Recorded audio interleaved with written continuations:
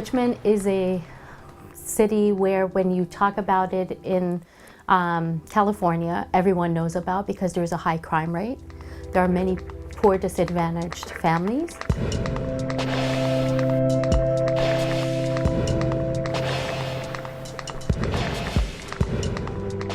There is significance in the crimes that happen in our neighborhoods, deaths that take place, and lots of tragedy happens. So our students are traumatized by the environment they live in.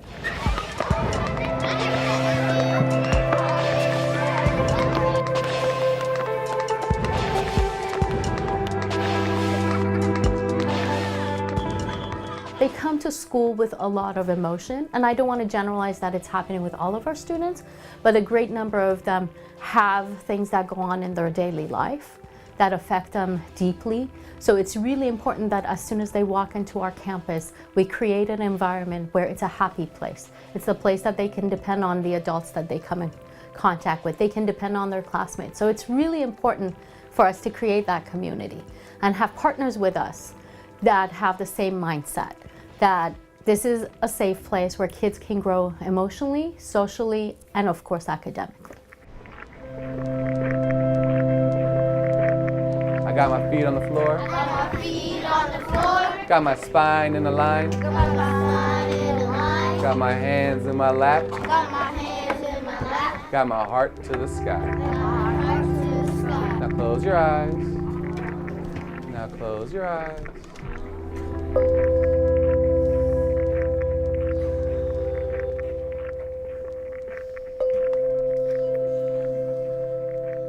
Allow your body to find stillness. No need to worry about anything other than yourself right now. We can get distracted all the time. You might hear your own breath without any judgment. So if you hear a sound, try to let it be a sound. No need to change anything. Let your mindful practice tune into the present moment. And now bring awareness to your breath. So if you want to do your starfish breath with your eyes closed, you can roller coaster up the finger. Breathing in, roller coaster down the finger, breathing out. Breathing in, breathing out. And if you get distracted, just find your anchor spot. Come back to your breath. And notice if it's even hard to do the mindfulness right now. No problem, no judgment, just try again. Mindfulness is about trying again in the present moment as often as you can. I knew during that 1 hour meeting that this is something for this school where kids need to learn how to be here now. So how do they get there? By mindfulness. Where are you? Here. What time is it? Now. I got you. How do you feel? Present. All right. Use your presence for the rest of your day. Thank you so much. You've filled my heart up today. I'm going to give you one love blast, so watch out. Watch out. I'm going to hit you with it. I'm going to get you. Get the heartfulness going. Well, I see you over here. Be ready. Watch out. He's about to get it. My heartfulness goes to all y'all. Have a wonderful time. Thank you for having me today. Thank you, Ms. Brony, for having us. Or should we say thank you, Mr. Larochette? Thank you, Mr. Larochette.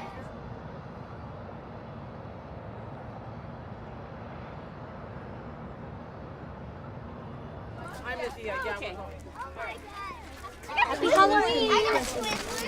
Thank you. Happy Halloween! I have treats. Trick or treat. There you go. Oh, you look great, Jackson. Good to see you. It's been a long time. I miss you guys. I miss you too. I'll call and we'll try to get back in there. Yes. He did mindfulness at the police department. Really? Yes. And you do mindfulness at the police? Yes, we do. We've all, our patrol officers, as well as some of our detectives and our administration, have did the mindfulness series. I'm trying to deep breathe while I do traffic control for these kids at Halloween. When I was a teacher, the hardest thing was having students that you saw the trauma and all their behaviors were so hard because the trauma had affected their brain so much. And trying to figure out ways to reach them and not being able to was extremely challenging and hard and built up a lot of stress in me. Over the years, all that stress built up, and I got hit by a huge wave of depression and anxiety in the late months of 2011. I tried everything I could, from therapy to acupuncture to yoga to medication, everything possible. And nothing was really fully affecting me and positively changing me. So I found mindfulness, and that saved my life. That's funny. Let me see. All right, so I get half of what she has, and I get half of yours, I get half of yours. I really realized at that moment that this practice could not only benefit me as an individual, but could totally benefit the young children that I served. And that was the moment of truth. That's the moment I realized I need to start something with mindfulness in schools. And now we're serving 9,000 kids in 21 schools in the Bay Area.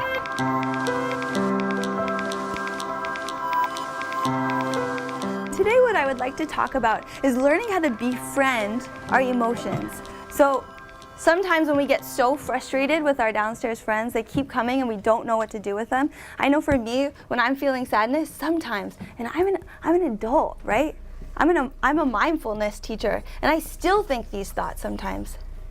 I'll say, sadness, go away. Why are you here? Do you think sadness feels really welcome when I say that? No. No, right? Probably feels kind of bad. And then something that I've been working on and that I've practiced myself is I can say, sadness, I love you. Or I see you, or you're welcome here. Do you think sadness feels a little better hearing that? Yeah. Do you think sadness might be able to get smaller and smaller and smaller if I treat sadness with love? Yeah. Yeah. But is sadness gonna go away if we put it down? No. No, right? It actually might get bigger and bigger and want our attention so much that it, you guys remember this from last year? No. Reacts, right? It reacts, and maybe we say something mean or hurtful to someone else, right? So this is one way we can start to calm ourselves down and love ourselves more and feel safe with ourselves. All right, guys, that is all for today. You guys did so well. My hope is that their ability to love themselves and ability to feel love from others is increasing. I think that personally, that's my goal, and also in general, like higher levels of social emotional intelligence and a capacity to discern sort of what to do in what situation and how to deal with their emotions when they come up and regulate themselves and be present in their lives and ultimately like reach their goals, whatever those may be, right? So those are a few thoughts. The other day I was outside and I was playing with my friends, and my favorite game is Foursquare. You guys know Foursquare? Yeah. Yeah, me too, and I love Foursquare. And so I asked my two best friends and I said, please, will you play with me? And they said no, and I didn't know why. But I was so sad, but I was just so afraid they were gonna call me a crybaby. You guys help me out? How can we help her right now? What can we say to her that might make sad Selena feel a little bit better? That's okay, you feel sad. It's okay to cry. Is it okay to cry? Yeah. Can we all say that to her? It's okay to cry. It's okay to cry. Oh, thank you so much, because I'm just feeling so sad. I've been working with Miss Espinosa all year, but this is my first year with mindfulness, and we practice mindful sits, and we practice thinking about what makes us upset and how we can fix that. And I've seen a huge growth in a number of my students and how they've been able to think of other things to do rather than hit or rather than yell. Sometimes anger actually needs something before it's ready to talk. How many of you, when you're really angry, you're not ready to talk right away? Sometimes I'm like, I'm gonna say something mean and I can't talk to you right now because I'm so angry. Mindfulness has given them an outlet of how to express themselves in a healthy manner and how to solve their problems and how to communicate. Because a lot of the times what happens is they're so frustrated, they're so upset, or they're so angry or sad that it comes out sideways. It comes out with them yelling or them throwing something or them doing something that was not their intention at all, but it's because they're so bottled up. Been a superstar this class. But mindfulness is that first step to say, okay, well, let's calm down and let's look at this from another perspective. And as a teacher, I'm able to really think, why are they doing these things? And I'm able to help them to think of another way to do it.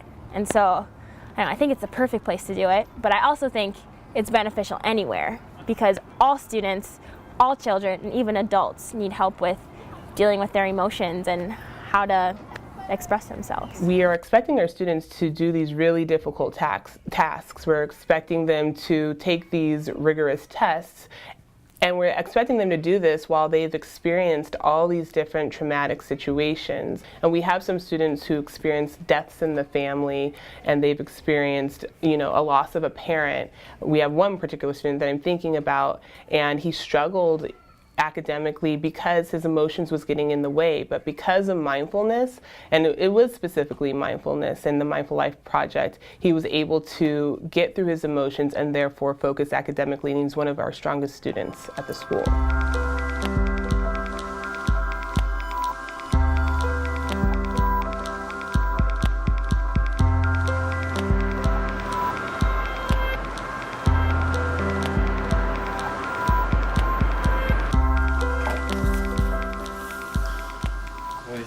This is perfect score on the state test for language arts and math.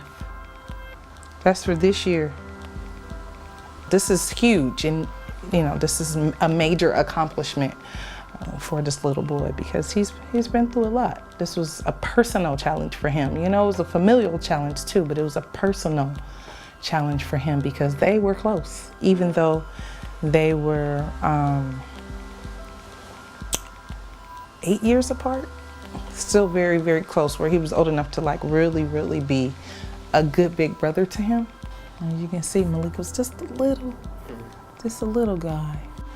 And this is my son, Demarie. He was killed that year, about 5 months later. So that was our last family vacation together. He was Malik's oldest brother. So he was murdered in San Francisco. He was 18.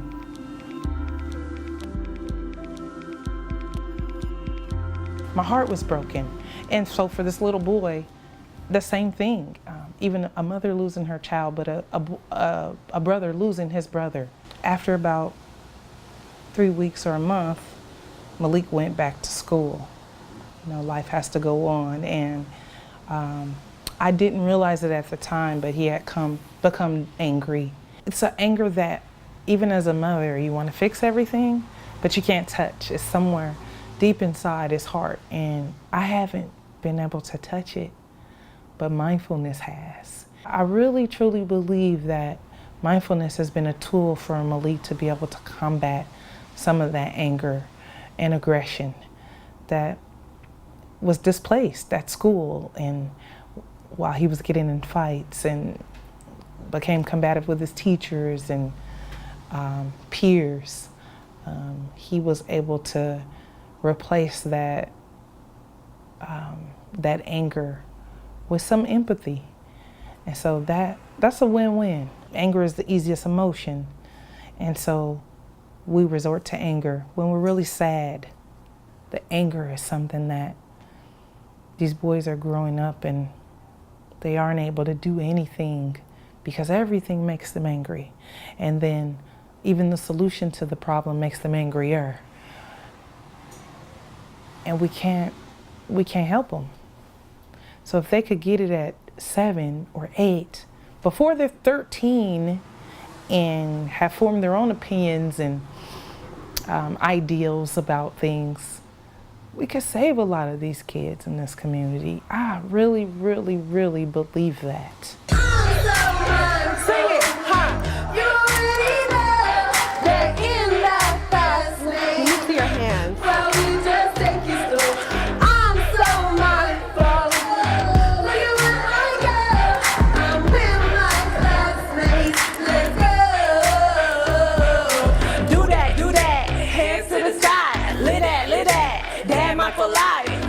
Do that, hands to the sky, live that, damn my for life, hey. Listen, breathe in, breathe out, breathe in, breathe out. Hip hop and mindfulness are so they're the same, like they're part of the same family. And I think it's all about being like present and being connected. And the music, the vibrations go straight to the brain. It's like a different part of the brain that it can stimulate, and connects the body to the present moment. And I'm seeing that more and more with my kids. Okay, do you think that our hearts are strong enough and full of enough love to cover the whole world with heartfulness? Yes? 1, 2, 3. Okay, do you think we can cover all of Richmond? Yeah! Are you sure? Yeah! Okay, ready? Remixed popular songs here in the States, hip hop and R&B songs. And a lot of times we like to choose songs that specifically are like have really harmful content that the kids love, so that we can introduce different words but with the same melody and rhythm, rhyme structure, just so that they have like an alternative. Science, I believe all of my dreams, aspirations. I can achieve them if I just have patience. Earning all A's and B's ain't just a decoration. I miss everything now, I'm not gonna build a foundation. All that I wanted is for school to give me some things that I never had, some things that I never seen. Take me places I ain't been. Let me hear you. When I was younger with hip hop rap lyrics, when I was like a young girl learning how to rap, and there would be a song on the radio that I loved, but then it was so derogatory and it made me feel bad about myself. I would be like, well, I like the song, so let me just remix the lyrics to be like, you're so beautiful and powerful, da, da, da. And then I could sing along with the song and still feel the same vibe of the music and the energy of the proud, braggadocious energy of the rap without having those words come into my body and into my subconscious. So I think it's also an unspoken way of telling them, you get to create the dialogue that you want. What is it that you want in the world? What do you want to see? What do you believe in? You don't have to take what other people are telling you. Y'all remember this beat? You ready? There we go. Okay, come on. Good morning. Good morning. To you. To you. Say, I'm free. I'm free. I'm mindful. I'm mindful. I'm me. I'm me. Oh yeah. Oh yeah. Here we go. Peace, respect, strength, love, eyes open.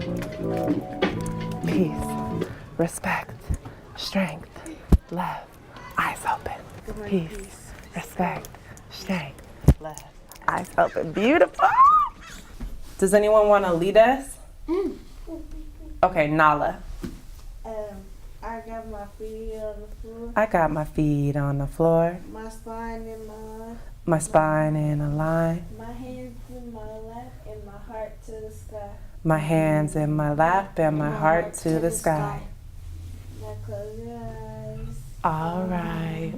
Now close your eyes. All right. My intention, I was thinking about this in my sit actually last night. I was like crying, like, of healing, like healing, freedom, power, resilience, liberation, trying to imagine them as adults living just like beautiful, powerful lives. I think the main thing is about healing and having them have some space of safety within their bodies, or a space of feeling empowered, or to sustain them until they're adults and they can go out and get the tools, on their own. A boy hits you, what you do, bro? A ball hits you, what you do, bro?